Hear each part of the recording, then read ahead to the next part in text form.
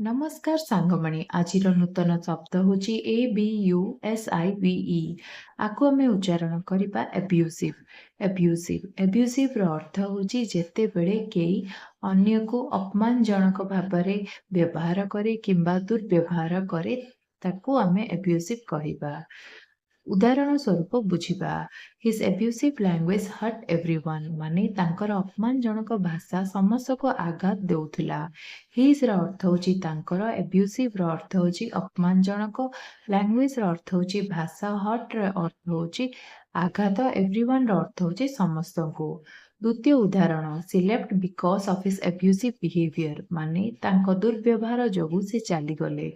ସିର ଅର୍ଥ ହେଉଛି ତାଙ୍କ, ଲେଫ୍ଟର ଅର୍ଥ ହେଉଛି ଚାଲିଗଲେ, ବିକଜ ଅଫ୍ର ଅର୍ଥ ହେଉଛି ଯୋଗୁଁ, ହିଜ୍ର ଅର୍ଥ ହେଉଛି ସେ, ଏବ୍ୟୁସିଭ୍ ବିହେଭିୟର ଅର୍ଥ ହେଉଛି ଦୁର୍ବ୍ୟବହାର।